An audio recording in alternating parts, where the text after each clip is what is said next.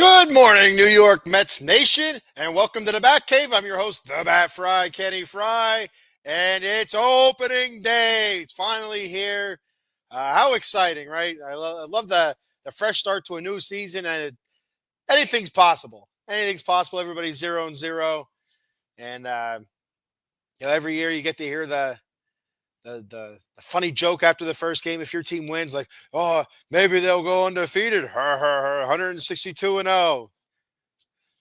You hear that every year from somebody, and it's like, I guess it basically comes down to a dad joke almost now. So I always get a kick out of it. It's like, yeah, sure they will.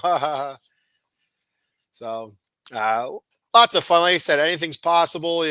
Everybody has high hopes. Almost everybody has high hopes for their teams. Um, the Marlins have already been eliminated from playoff contention, so there's that, and it's going to be interesting. I really like the way the National League East is shaping up. You expect the Braves to be there like usual. Near the top of the division. Battling it out. The Phillies, you expect them there as well. They haven't. I don't expect them to fall off at all. Maybe a little bit as their roster kind of ages a little bit. They didn't do a whole lot in free agency this year that I noticed or that I seen anyway. I don't follow them very closely, but anyway. So I expect them the Phillies to be in contention, to maybe fall off a little bit though. Washington, everybody's predicting the Nationals to come on strong here this season to show some life and kind of push some of these big bads, the Braves, the Mets, and the Phils, and make a little bit of noise this year. Be highly competitive. So we'll see what the Washington Nationals can do. And everybody also expects the Marlins to be the Marlins, right now, and which is not be very good. Play a lot of young players, and at the trade deadline, trade whatever assets they have to stockpile talent. And who knows? One day, probably in the near future, there'll be a terrific team full of lesser known players that are cheap right now, and they'll probably make a run of the playoffs. And which it's basically almost like the Kansas City Royals mo, really, when you think about it. Go a couple of years. It seems like where they push for division titles or wild card, playoffs and stuff like that, and then go a couple of years where they're in the doldrums there and not playing very well, and trading assets away at the trade deadline, and stockpiling talent, cheap talent, with control, and then they contend for a couple of years. So it's the Marlins are doing something similar. It seems like, anyway. I hope that's what they're doing for their fan base sake, if they have a fan base or not. You watch their games on TV, and the only time they actually draw a crowd is when they have some decent visiting teams, like when the Phillies are there, when the Mets are there, when the Yankees are down there. That's when they really draw the Red Sox and stuff. But when it's just the Marlins, if you get yourself a good Marlins Tampa Bay Rays game down there, plenty of good seats available. So on today's show, I'll have some predictions for the NL East, the who I think will win the division,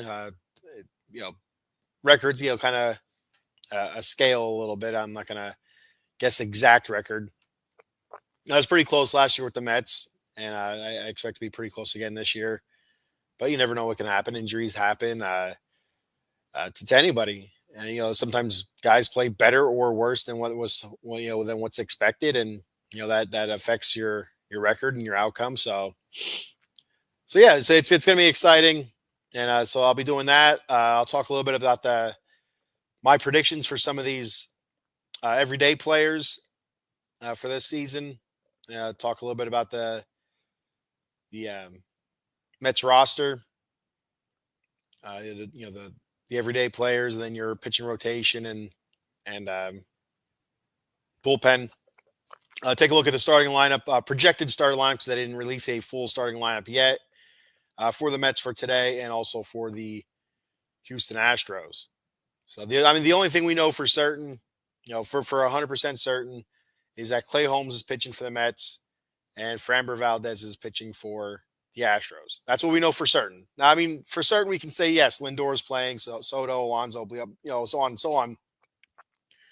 But we haven't heard or seen anything, in writing. So it's certainly though those guys are playing, and certainly Lindor will be leading off, and Soto probably second, and so on and so on. But it was already said that Clay Holmes will be the starting pitcher, so we know that for 100% certainty. So yeah, I'll talk about that. What else we got? I think that's about it then. Yeah, I won't be on too long here. Got to get to bed. I got a big softball game. My daughter has a game today against the North Schuylkill Spartans. If you're not familiar, which if you're watching this, but you're probably not. My daughter is a freshman in high school. She plays for the Blue Mountain Eagles. Softball season kicked off, and today, like I said, they play. They'll be their fifth game this season, and it'll be against the North Schuylkill Spartans. And my niece, who's a junior, plays for the North Schuylkill Spartans. So we'll get a good old fashioned Fry versus Fry death match. There we go. Should be a lot of fun. Both good kids, both very good softball players. So and both good teams too. Very good teams. So it should be a lot of fun. It's going to be chilly. But I got to get a little bit of some Z's. I got to catch some Z's and get up early and head on to that game there. It's an early start. Hey, that bothers me. I know my dad gets all fired up. He's like, why the hell do they start at 4 p.m.? Why so early? Your parents can't make it to see it, grandparents, and whatnot, anybody that's working. And I don't know. I don't have a good reason for it. So the only thing I guess is because you have varsity and JV playing, so you have 2 games to fit in a small window before it's dark. I don't know. But then, they do have lights. Not really sure why. But that's how they do it. So who am I? I'm just a podcast host here talking about the Mets and trying not to sound too stupid. So, all right. So today's show, real quick, I'll kick this off here. Today's show is brought to you by our good friend, Jason Fine, J. Fine Law, attorney Big Al. You can reach Big Al at 1-800-HURT-123. That's 1-800-HURT-123. Jason Fine specializes in motor vehicle accidents, slip and fall, workman's comp, and personal injury claims. He has 3 office locations conveniently located throughout Pennsylvania and New Jersey. His office in New Jersey is located at Cherry Hill on 3 Greensward Lane. The phone number there is 856-209-5258. He has 2 offices in the Keystone State of Pennsylvania, one in Philadelphia at 1628 JFK Boulevard, Suite 2120. The phone number there is 267-888-2980. And he has one in Pittsburgh, located at 500 Grand Street, Suite 2900. The phone number there is 412-365-8151. That's Jason Fine, attorney Big Al. Make sure you let him know that you're a part of the Out of the Box Sports family, and he'll hook you up with a great deal. So there we go. Jason Fine. Fine day to be Jason Fine. Fine day to play some ball. There we go. So the Mets put out their final roster, and I'll go ahead and run this down here. So of course you have your knowns, Lindor, Soto, Nimmo, Alonso, Vientos, McNeil, Jesse Winker, Starling Marte, Jose Siri, Luis Angel Acuna. He made the team as well. There's some talk they weren't sure what was going to happen there. Brett Beatty, who had an outstanding spring, absolutely outstanding. Hopefully that can carry over to the season, especially early on here. You'll have Hayden Sanger as your backup catcher to Luis Torrens, while Francisco Alvarez recovers from his hamate bone injury. So we got those guys. Your starting rotation appears as such. You have Kodai Senga, David Peterson, Clay Holmes, Tylor McGill, and Griffin Canning. You have Paul Blackburn going on the IL. I don't know if it's a 10-day or 15-day IL. I don't think it's very long. Some soreness in his knee, some swelling. So he's on the IL right now on the injured list, as well as Frankie Montas, Sean Manaea. We know about those guys. Expecting Sean Manaea back sooner rather than later, probably sometime early April, mid-April, I think at the latest. And Frankie Montas maybe closer to sometime in May. I know before when he first won, Hurt says we won't see this guy till June, but I guess I think reports are coming out a little bit more positive. They're thinking maybe May. mid-May, maybe early May. Probably closer to mid-May, I would think. Looking at our bullpen, Danny Young, Ryan Stanek, Jose Budo, Reed Garrett, um, Edwin Diaz, of course. Max Kranick had a fantastic spring. He made the team as well as Huskar Brazoban. He made the team as well. So a couple new guys there. Brazoban making the opening day roster. He joined the Mets last year. I think it was around the trade deadline sometime. I think that's when it was. Max Kranick. I feel like he came in before the beginning of last season. Got hurt. I think it was last season, and spent I think the whole season last year down in the minors. I could be wrong. AJ Minter we got from the Braves. Of course, we had Reed Garrett with us last year. Did a fantastic job. Jose Budo, great job as well.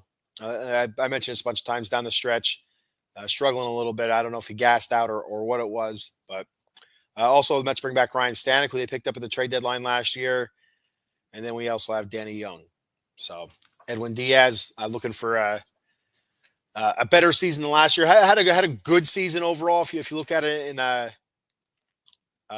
nutshell, overall his season was really good. But so many ups and downs for him, especially early on. With the cheating, the sticky stuff on his hand and whatnot, and a small injury. I don't remember what it was, but he was out for that for a little bit. Struggles, where he lost his closing job for, I think it was a game or two or whatever it was. Then finally kind of figuring it out there. Once the Mets started figuring stuff out, he kind of started figuring some things out. But still, you can still see some struggles where he'd either give up a hit or walk a couple guys before he'd start getting guys out, striking them out, or what have you. So him looking for a little bit more consistency, a la 2022. So then we're all hoping for that. Second base, Jeff McNeil being out hurt right now. And again, it's not a long-term thing. You expect him back probably in a week or two or whatever. And so who's going to start at second base? Luis Angel Acuna, Brett Baty. What are we going to do there? Brett Baty also has third base experience. And Luis Angel Acuna, I believe he has outfield experience, Acuna as well. So, do we see him kind of out there a little bit? I don't know. I'm not really sure. I know Baty did have the better spring, so I'd expect Brett Baty to start at second base today. And, he and Acuna, possibly just platooning until Jeff McNeil's back. And even when McNeil comes back, who knows? There's going to be a lot of rotating, a ton of rotating with Brandon Nimmo in left field, with his injury-plagued spring, and last season, with his struggling with injuries, lower body injuries and stuff. I do expect to see Jeff McNeil in left field, as well as Jesse Winker, but I think Jeff McNeil will see in left field a bit to either give Nimmo the day off or have Nimmo at DH. And then, you move McNeil out there. There's also the possibility you move if McNeil's moving out there, possibility of Acuna or Baty moving in the second base. Baty's been getting some decent play and some practice there at second base. So there's that possibility, and that's who I do think will start today at second base, even though it hasn't been made official. And also, Mark Vientos, you always put Baty at third base, Vientos DHing, and Acuna at second base, McNeil in left, McNeil at second base, Winker in left, Nimmo in left, whatever. A ton of different possibilities, and the flexibility that these guys bring to the roster is outstanding, is absolutely outstanding. So you got to love that. You got to love it. Having guys that can play multiple positions and play them well. And it just gives you so many different options, so you don't feel like you're losing anything if you have to give a guy a rest day or give a guy a series off. He needs a couple days or something without putting him on IL. Say, okay, let's put Baty at third, and let's move the Vientos to DH. And let's put Winker in left, and McNeil at second, or you know what I mean. Yeah, it's a great asset to have. So the Mets are very fortunate to have guys like that. Uh, who else? Marte Winker, platooning there at DH, and like I said, there's possibility you see Nimmo at DH. I do believe you're going to see that. Vientos, possibly at DH. I think you're going to see that. Some of that might, a lot of that might depend on how Winker and Marte are doing at the plate. If they're struggling, it might be the Mets might be better off just moving Vientos to DH and Beatty at third. For a bit. So there's that possibility. It's going to be a lot of fun to see Kodai Senga back pitching. Hopefully a full healthy season. See if he's able to replicate what he did in 2023. I think he can, and I don't think it's going to take him long to find it, to acclimate. You remember his rookie season, 2023, as the first couple starts or first 2 months or whatever it was, he kind of struggled a little bit. He had some decent outings, he had some poor showings, some problems with control. But once the Mets figured it out with the 6-man rotation and kind of give him a little bit more rest, he figured it out, and he was basically unhittable. He was fantastic. About 2/3 of the season, the rest of the team was shit, but he was very good. So very excited to see him back. I'm really, really excited to see David Peterson. I've always been a big Peterson fan. I like Peterson and McGill, but I'm really excited to see what David Peterson, how he can follow up last season. The way he pitched, he was fantastic last year. And Tyler McGill getting a shot at the starting rotation to start the season due to injuries. Is he able to step up and show that he belongs? That's what I'm really pulling for Tyler McGill. Griffin Canning kind of surprised me a little bit, but he had a decent spring. So, and with the injuries again, he gets an opportunity at the starting rotation, and let's see if he can make the most of it. That Frankie Montas, with him being injured, I'm not sure what to think about him yet. Paul Blackburn, there's talks, that the Mets could release him, put him in the bullpen or whatever. There's a couple different options there with Paul Blackburn. He did not have a really great spring. I feel like his last outing or the outing before his last was pretty decent. So maybe he's figuring it out. But it doesn't hurt to always have extra bullpen arms. So maybe they keep him around after he's off the IL. Who else? Hayden Singer, backup catcher. I don't know a whole lot about him. I've seen him some highlights of him against, I think it was the Yankees, where he threw out 2 guys stealing. What a freaking canning on that lad! Jesus, criminy!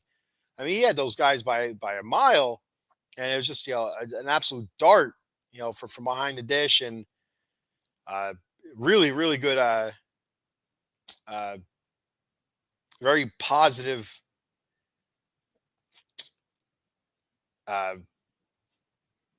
Thing to see. I don't know. I'm trying to think of the right words without sounding idiotic, but I'm sounding idiotic anyway, so it doesn't really matter. But it was awesome to see. It really was. It was great to see, knowing that the catching position, at least defensively, is nailed down. I feel like for this season, if when Francisco Alvarez comes back healthy, you have to assume that he would resume the starting role. Then you'd have Luis Torrens, and you'd figure you'd move Hayden Singer back down to the minors. I guess I'd assume AAA, and with Jackson Reitz, and if something happens to Luis Torrens, you always have Hayden Singer come back up. They have confidence, that he can get the job done, and I mean, we'll even see if he gets a shot at the playing in a game or not. You'd assume he'd probably get 1 or 2 games in before Alvarez comes back as the backup catcher to give Torrens a spell, and then Alvarez comes back, then Singer moves down. But we'll have to wait and see how much he gets in. But yeah, I have confidence in him. Just seeing the little bit that he did get a chance to play that I seen anyway. I didn't see every pitch that he caught or every play that he's made or what he looks like at the plate, but uh, I'm more worried with when it comes to the catching position, especially your backup catcher. I always worry about the defensive part of it. I'm not so worried about so much worried about the offensive part. Your starting catcher, you want to have offense, some offense anyway, and and defense to kind of balance it out. And I feel like Alvarez has that. There is times though I feel like he gets a little squirrely defensively. And last year, the struggles with his offensive game, it's very concerning. But we'll see if he has a bounce back season. I think he will. And speaking of which, I have some predictions here for your everyday players, and nothing really crazy, nothing like bold or anything like that. Just thoughts where I think these guys could finish the season at basically your average home run RBI. It's just your basic stats, and maybe something a little bit extra for a couple of guys. Francisco Lindor, I feel like he's going to hit around 260 this year, somewhere between 25, 30 home runs. I have him at 27, so somewhere around there. I feel like he'll have anywhere between uh, 80, 85 RBI, which I think might be. No, that sounds about right. I think that's about right. Juan Soto, I feel like he's going to hit around 280, which seems to be his career norm anyway. I feel like he's going to hit between 30 and 35 home runs. I have him listed as 33 home runs, and he's going to get over 100 RBI. I figure between 90 and 100, somewhere around there. Brandon Nimmo, if he plays, I feel like he's going to. If he's healthy, I feel like he's going to have a pretty good season. 245, 20 home runs. Between 20 and 25 home runs, I have 20, 77 RBI. I figure between 75 and 80. The only thing is, I feel like he's going to rest a lot. I feel like they're going to rest him a lot as long as everything's going well, everything's going according to plan. I feel like we're going to see him sit a good bit and just stay healthy until the end of the season and before you really let him play every day out in the outfield. So I expect him to rest. I'm guessing like between 115, 125 games played for him. Maybe more if he gets some DH in there. Pete Alonso, I feel like he's going to hit around 235. He's going to get back over that 40 home run plateau, and he has a chance with these guys hitting from Soto and Lindor getting on base. He has a real good possibility of getting some serious RBI number. But he has to come up. He has to come up big. He has to be clutch and lower that strikeout rate, which I do think he will lower his strikeouts this year. And maybe not a whole lot, but it's going to be lower. And I think we're going to see a more patient Pete, and we're going to see Pete more willing to go the opposite field this season, which we've seen in the playoffs. Well, we want to see playoff Pete. The guy that comes up big in big situations, and also a guy that takes that outside slider, either lays off of it if it's a ball, or takes it the opposite field, hard opposite field. So that's what we want to see. And I feel like that's what we're going to see this year. Like I said, batting 235. I figure between 40, 45 home runs and anywhere between 135 to 140 RBI. And it's a real strong possibility that's a reality for Pete. Soto getting on, a lot, and Francisco Lindor as well. It's the opportunities there, and if he's not able to take advantage of it, then I don't know what else to say about poor Pete. Mark Vientos. I'm sorry, Mark Vientos. I feel like he's going to hit around 260, 265, somewhere around there. I feel like he's going to have pretty close to 30 home runs. I was thinking between 25 and 30. I have him at the high end of it, 30. And, he's going to clean up whatever Pete doesn't get. RBI wise, I figure he's going to have between 90, 95 RBI, somewhere around there. Jeff McNeil, if he plays, if he's able to get starts, come back off the IL, stays healthy all season, I feel like he's going to bounce back this year. He's going to hit the mid 270s, 275 to 280, somewhere around there. I feel like he's going to have between 10, 15 home runs and around 50 to 55 RBI. Francisco Alvarez, when he gets back, I feel like he's going to have a bounce back season offensively. I feel like he's going to hit around 250. He's going to have 20 plus home runs between 20 and 25, and he's going to have between 60 and 65 RBI. I feel like he's going to have a bounce back season. I feel like he's going to come up big in some big spots, and we like that energy he brings and his exuberance when he does come up clutch.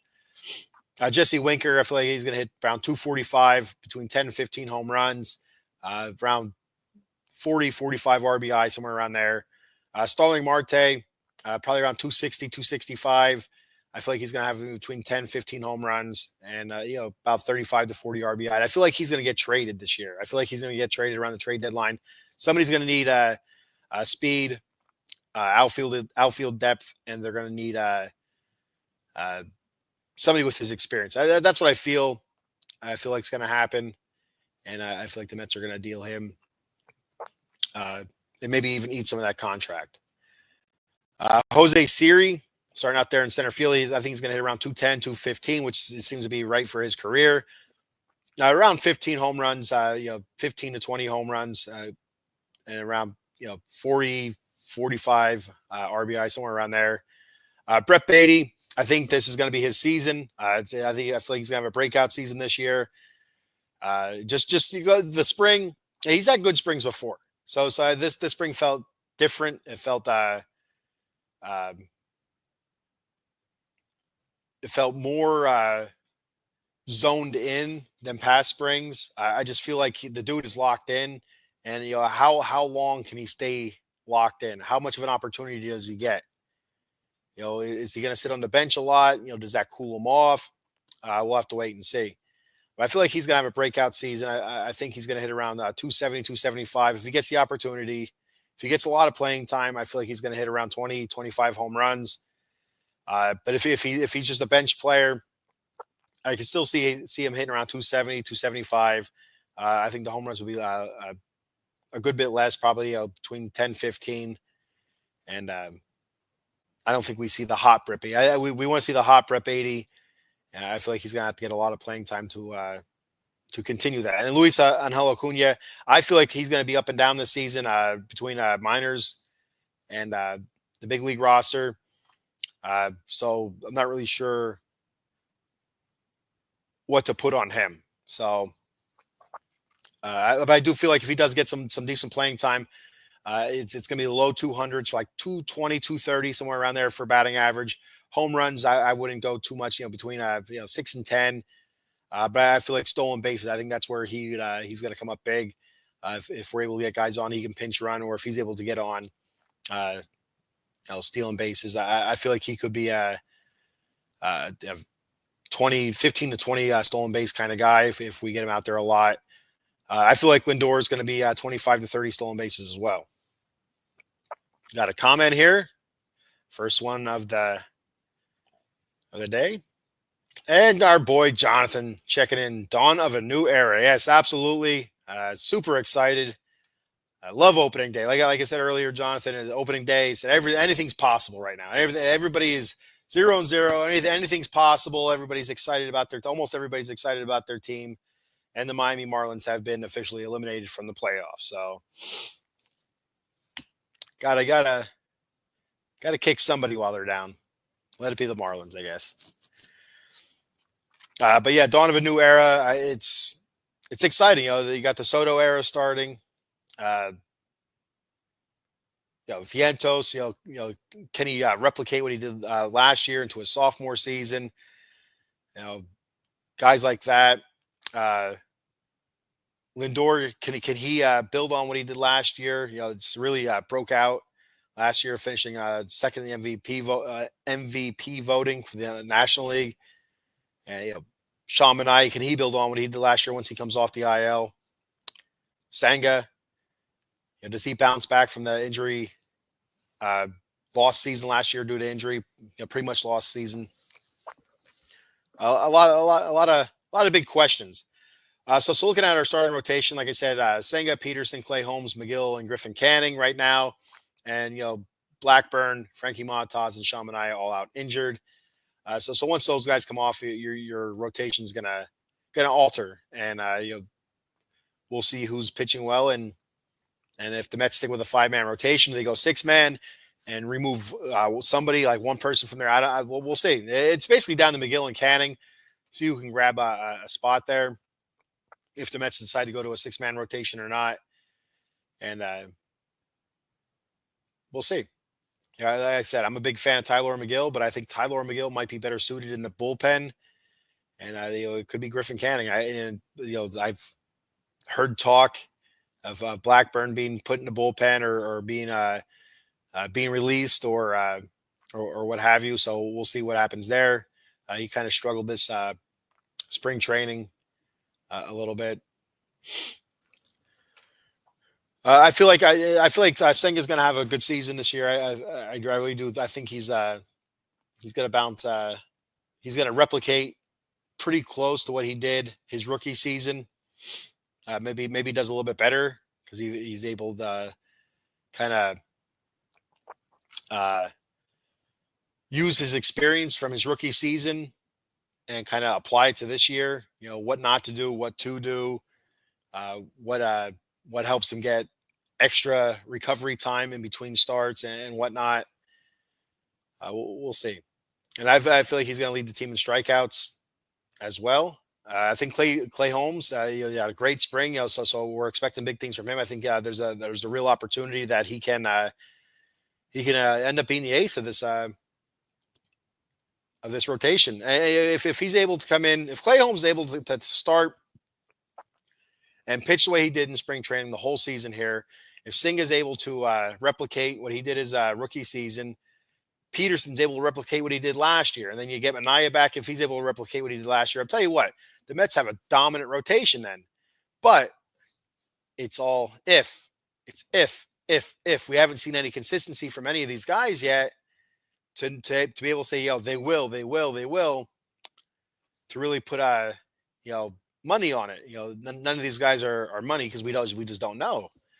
Cowboy Dave checking in. What's up, Dave? He says, hey, it's opening day. What's going on, big man? Not too much, buddy. Just talking a little bit of Mets. How are your Phils going to do this year?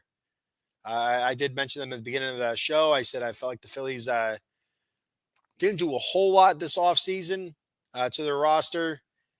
And I feel like they're kind of aging a little bit. You can kind of see that window starting to close a little bit. The Bryce Harper window. Castellanos, is he able to continue producing? And Alec Bohm, well, what is he at third base? And Schwarber, at DH, continuing there, is he able to continue to bash the ball and whatnot? They're getting older, so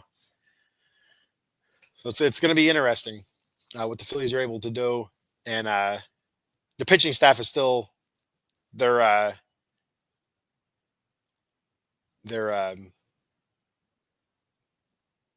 muscle is still their starting pitching. So we'll see how those guys do. Aaron Nola, I'm interested to see if he's able to continue being a good number two. Zach Wheeler, you don't expect anything different out of Zach Wheeler, but Aaron Nola, I don't know. I just have this feeling in my stomach that Aaron Nola is going to have a really bad season this year. I don't know why. There's nothing that I see that tells me that. For some reason, I feel like Nola is going to have a rough year this year for the Phillies, and maybe he'll have a Cy Young type year and kick me in the nuts. I don't know. All right, so Dave says Phil's 88 wins, Mets 1, Braves 2. Mets win the division, in my opinion. Okay, Dave. So since you're bringing that up, I'll go ahead and read off my my division predictions. I just did the predictions. What I felt like the everyday starters will do, the everyday guys. I feel like Soto will get MVP votes. I really do. It's going to be tough to pry that from Ohtani's hands, but you never know. I feel like you have a good year. So division predictions. We got another comment here. Stacy checking. What's up, Stacy? Hope you're doing well on opening day here. And Stacey says, "Fuck that guy." She's probably talking about Aaron Nola. I know she's not talking about Juan Soto. Yankee fans are still so bitter about it. I don't get it. Stacey, I don't know if you've seen the episode where I feel like you were on. Maybe it was Eileen. I don't remember. Where I talked about I just didn't understand why the Yankees fans were so pissed off because he was only with them one season. It's not like he came up through the farm system and he was there for 5-6 years. It was just this 1 year. I don't know. Jerk. He called him a jerk. Oh Lord. I'd say I was never a big Soto fan. I'm still really not a big Soto fan. But if he does well for the Mets, I'll be fine with him. I have no problem then. But I just never. I don't know. I just never. He always kind of rubbed me the wrong way. I don't know what it is. It's the way he did it. I don't know. Drove up all the prices. I don't know if you're talking about that, the bidding war, or if kind of strung the Yankees along a little bit to drive the Mets price up, maybe. And that's how it felt to me. To be honest with you, I kind of drove the price up by using the Yankees against the Mets. Jonathan says Soto never led the Yankees fans on that he will stay in the Bronx. And I think it was the bidding war, Jonathan. To be honest with you, I think it was the using the Yankees, giving false hope. Who did that? What the hell's his name? Was it Yamamoto? Cripes. Or was it? I feel like it was it Yamamoto? The Dodgers, the $250 million or whatever it was that led the Mets on. And the Mets felt like they had the best deal. And he was just using that to get that offer from the Dodgers or something like that. I don't remember exactly who it was, but I feel like it was Yamamoto. That's the only person I could think of right now, a Japanese player. But I kind of know how that feels. Stacey, to be 100% honest with you, I know how it feels. So I get where you're coming from with that. Yeah, you can tell it was all about the money. And again, I'm not a big Soto fan. Never was, and there's a good chance I never will be. I'll never own a Soto jersey. But again, if he does well for the Mets, bygones be bygones for now, and that'll be it. But when he signed with the Mets, when I went over his contract, I can tell you I was a bit annoyed with some of the perks and stipulations in it. It's like this is ridiculous. For somebody that could potentially make over $800 million with the Mets, having luxury boxes paid for at the Mets cost, having a security detail for his family at Mets cost, for penthouse suites or whatever it is at hotels on away games at Mets cost. Like that's a little ridiculous. You're making $800 million, bro. So, and I think that's one of the things the Yankees kind of said to him when he was asking for some of those things, like you're making $800 million or whatever it was, $700 million, you could afford it. They weren't wrong. So, Jonathan says Steinbrenner should have offered Soto $750 million extension. And that's not a bad thing to bring up, to be 100% honest with you, John. You have to wonder if, halfway through the season last year, Hal Steinbrenner and the Steinbrenner gang come up to Soto and say, "Hey, here's 15 years, $750 million extension. Does Soto sign that?" I think he might. He may, because you don't know what happens the rest of that season. What if he goes out there, he tears his ACL or something terrible like that, and he loses a lot of money. So why would you leave that money on the table during the season if Steinbrenner would have offered that kind of extension? So he might have taken that deal. So that's a pretty good it's a good point there, John. Or Jonathan. I don't know if you like John or Jonathan or Johnny. I know my younger brother, his name's John or Jonathan. And he was never a big fan of being called Johnny, but that's what my family calls him. My aunts and stuff like that and cousins. It's Johnny. I never really knew him to really be a big fan of Johnny. So I love. I'm Kenny. That's who I am. I'm not Kenneth. I'm not Ken. I mean, I am, but Kenny is what everybody kind of knows me by. My friends call me Kenny. My friends call me Batman. Anyway, if you know, you know. So looking at the predictions for the NL East, get back to that. I kind of got sidetracked a little bit. I feel like the Braves are going to finish first this year again. Again, I think they're going to come back healthy with um, Ronald Acuna. Then again, when last time he tore his ACL, the season that he came, um, his follow up season to that, he didn't play very well. The season after that, he was MVP, or something like that. But I feel like the Braves finished the top 90 to 95 wins. I'm thinking the lower part of that, like 90 92, somewhere around there. I feel like the Mets finished second between 85 and 90 wins. I feel like it's going to be the higher end, 89, 90 wins. I feel like the Braves win this by like a game or two. I think it's going to come down to the end. Phillies 85 to 90 wins. I'm thinking closer to 85 to 87 wins. I feel like the Braves finished the Phillies finished about 5 games behind the Braves.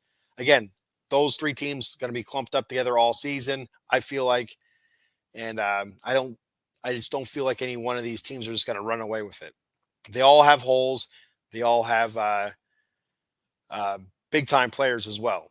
So the Washington Nationals between 80 and 85 wins. I'm thinking somewhere in the middle of that, 82 to 85 wins.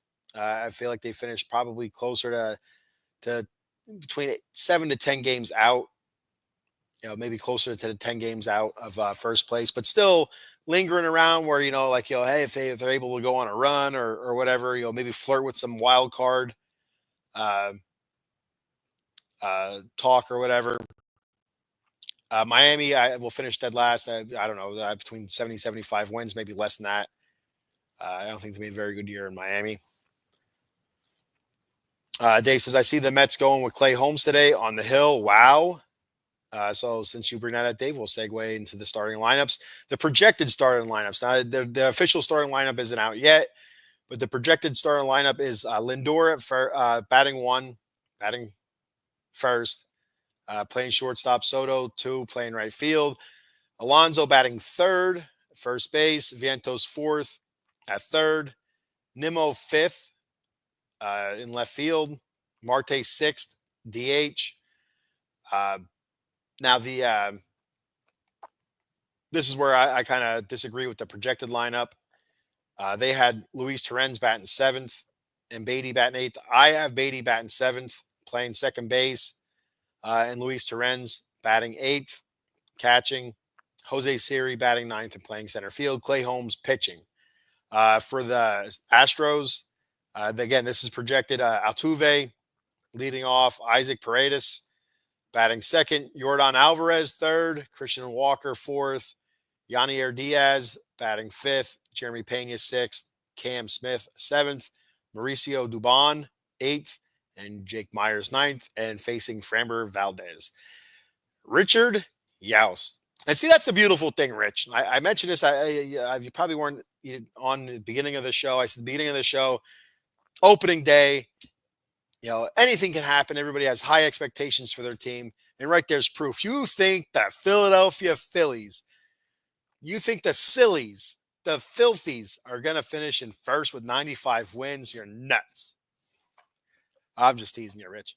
Anything's possible. Those 3 teams, Braves, Mets, Phils, it's you just like I said, they all have holes. They all have big time playmakers as well. So anything's possible. Any variation of those top 3 you can have, and it's hard to argue against. The only thing I would argue against is maybe the win total, 95 wins. I would think it might be a little bit less than that. But again, it's hard to argue against. It really is. So yeah, Rich says Phillies 95 wins, Mets 92 wins, Braves 90 wins, Nats 77 wins, Marlins 53 wins. So Rich, if you're still watching, do those 3 teams make the playoffs? Do you see Mets and Braves as wild card? Do we see a wild card come from maybe out west? Do we see San Diego pushing for a wild card? Arizona, maybe. I don't know about the Central. I don't know. Maybe the Cubs. A lot of yeah, a lot of talk about the Pirates and whatnot. We'll see there. Rich says yes. All right, there we go. I think so as well. I feel like it's gonna. I feel like all three of those teams do make it in, and I feel like it's gonna be Phillies, Braves, Mets, all in the playoffs there. So, and what is it? Is it it's 7 teams that go? Right? It's seven. Is it 7 teams, and the one seed gets a.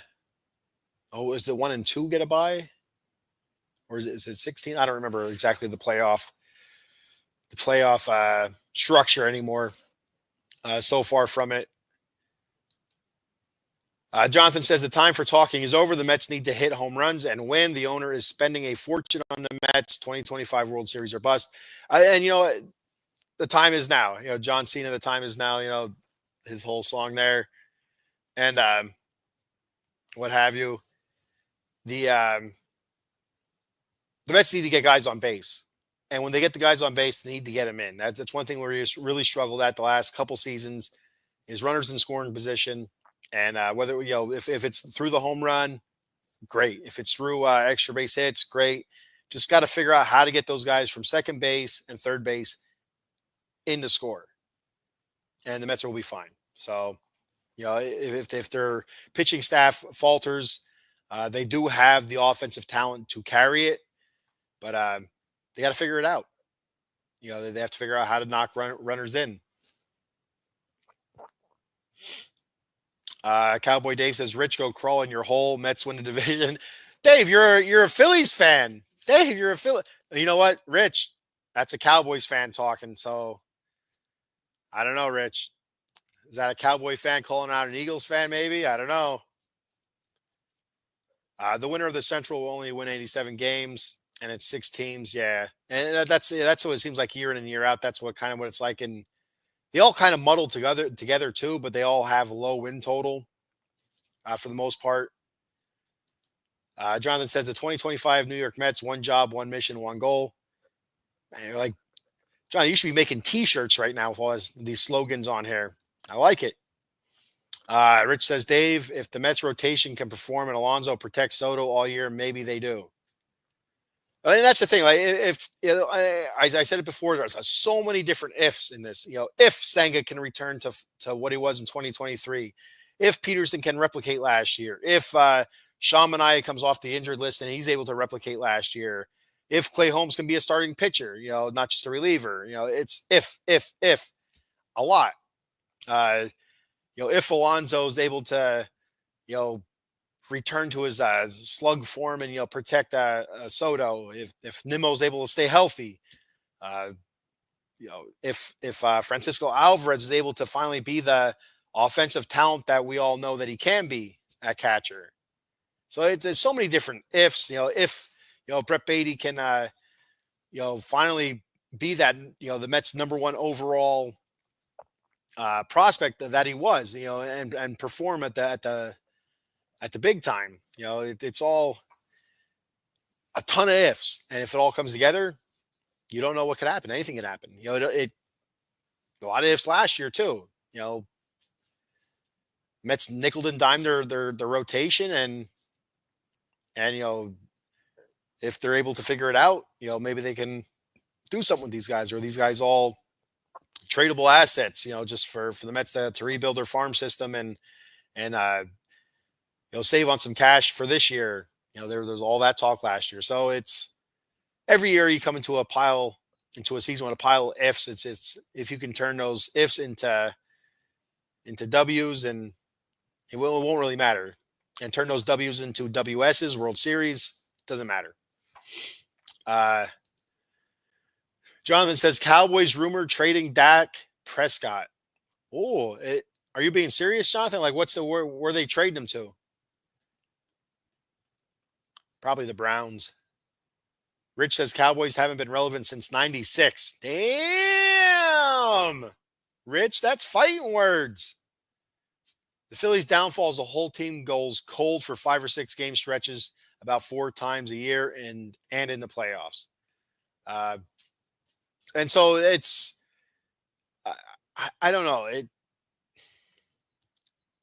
Last year, okay, I'll buy that. 2023, no, yeah, 2023. I guess so. I can see in the playoffs, they kind of went cold against Arizona there. 2022, I feel like they were hot the whole time through, all the way through the World Series. It's just they kind of ran into a better team. I think it was Houston, right? I don't know. Jonathan says the Browns. Browns. Oh boy, Dak Prescott with the Browns. That would be something. Dave Yarnell hoping and praying it's fake news. No Rico Dowdle. No Dak Prescott. And there he is, our guy, your guy, everybody's guy, Al Hedeman. What's up, Al? Saying, let's go Mets. That's right. Let's go Mets. Opening day today, 4:10 p.m. is supposed to be the scheduled first pitch. Very excited. 0-0. Anything's a possibility. It starts today. The march towards towards the World Series, and I feel like the Mets have just as good a chance as anybody else. Obviously the Dodgers are everybody's favorites. They should be. They have a crazy ass talented team, top to bottom. The pitching staff depth is just insane. But the cat's gonna try to jump on my desk here and knock my laptop. Get out of here, cat. But anyway, Dodgers they're stacked. Evil Empire, but you know what? We all saw the Death Star get blown up, so anything's a possibility. You find out that weakness and expose it and blow that shit up. Rich Yaus, FTM. I don't know what that means, Rich. Sorry. Jonathan says, not even the Nats fans acted like scorn lovers when Soto left. No, and they didn't. And that's why I didn't understand why the Yankee fans were so extremely bitter. And not even just like a little bit. I mean, like they were like spitting venom. And I think the part of it was also like, not only like I mentioned before about it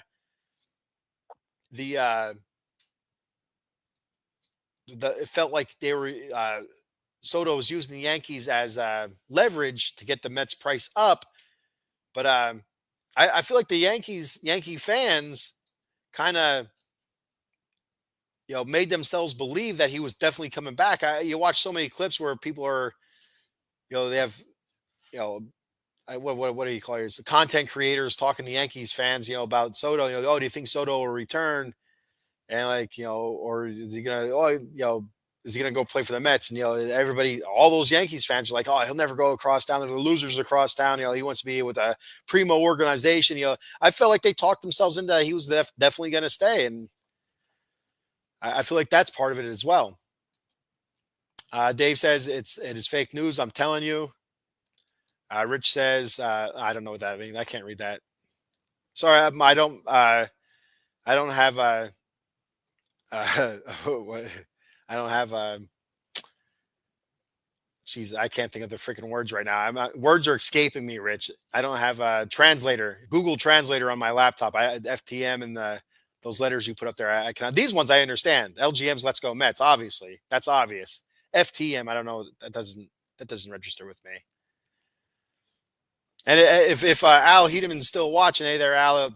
Hopefully this year I'll hook up with you. We'll head up together up to New York and catch a game. Nobody else will go with me, and I'll hitch a ride with you. It seems like you drive up there or whatever. I don't know if you go up on a bus trip or what have you, or if you drive up, I'll be your companion for a game.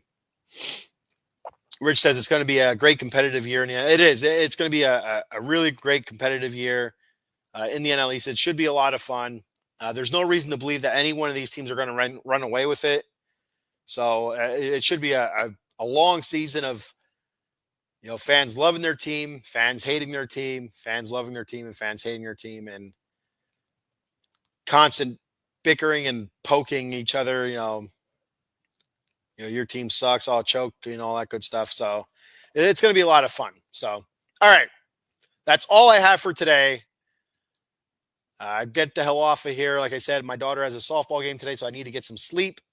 It's Fry versus Fry, top of the mountain there in North Schuylkill.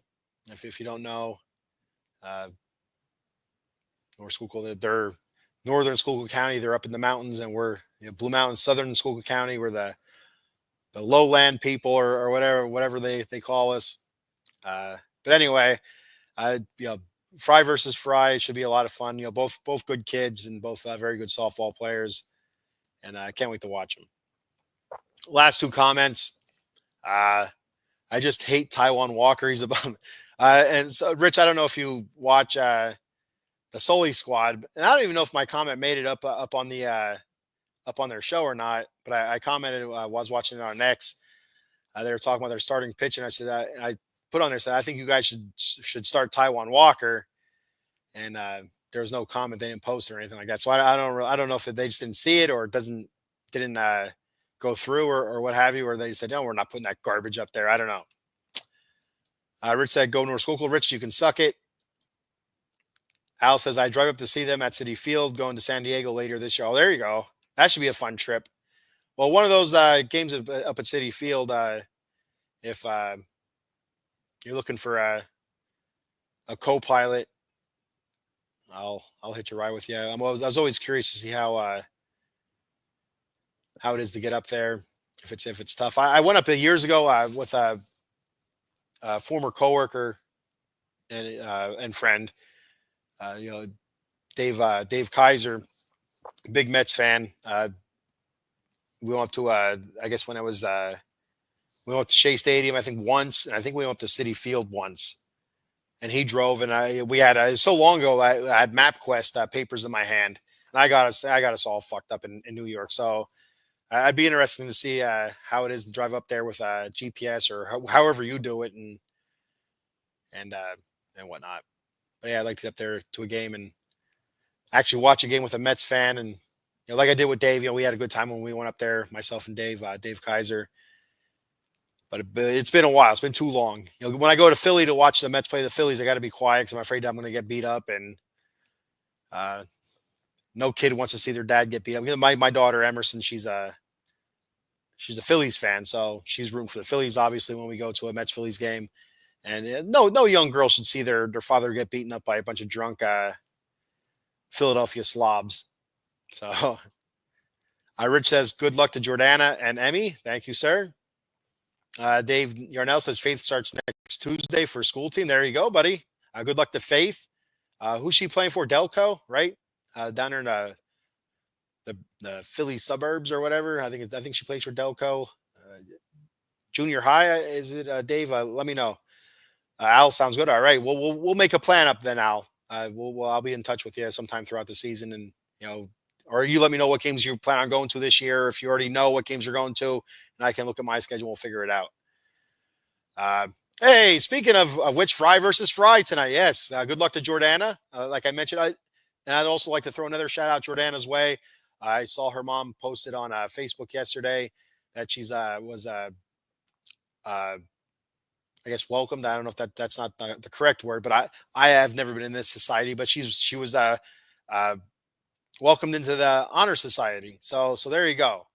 That's awesome there. Not only is she a fantastic softball player, but she's a smart ass kid too. So good for her. And like I said, tonight, Fry versus Fry should be a lot of fun.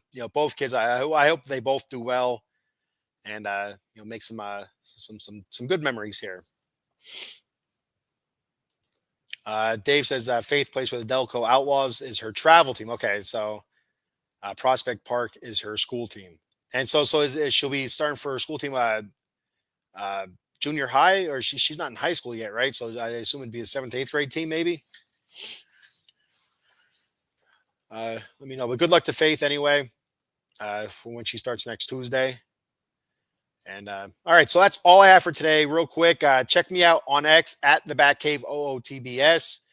Give me a follow. I follow back. Once again, at the Batcave OOTBS.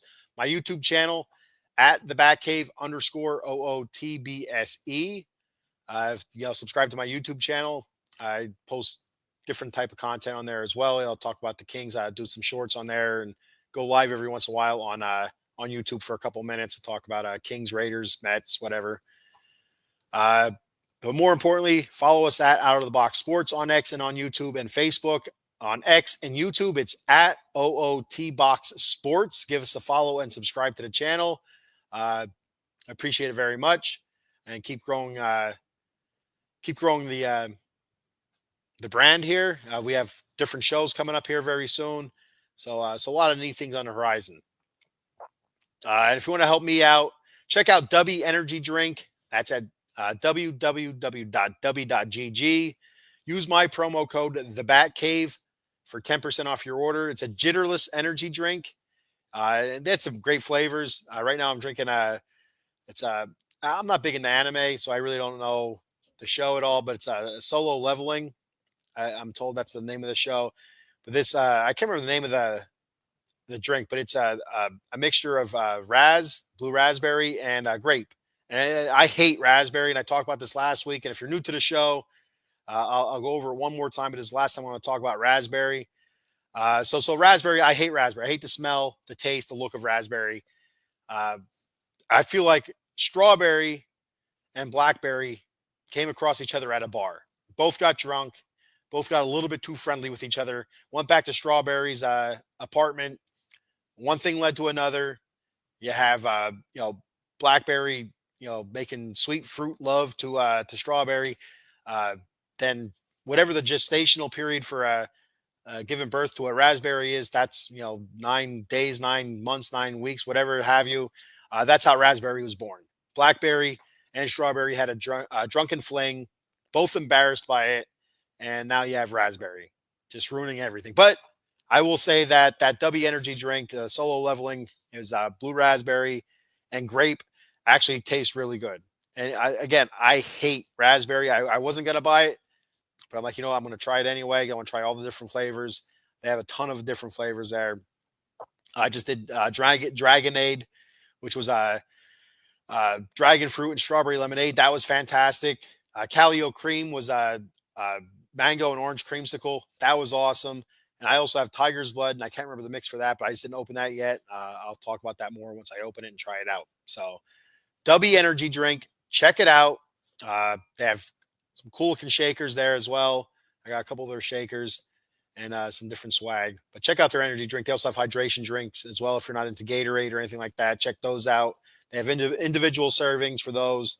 Also the tubs and all that good stuff. All right. Thank you, everybody. I appreciate it very much. Got one more comment here before I head out. Cowboy Dave, middle school, 7th and 8th grade team. All right, so junior high, we call that around here in the hillbilly parts. Not out there in them big city, Philadelphia.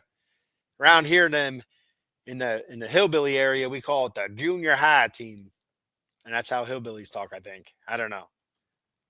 All right, thank you, everybody. I appreciate it very much.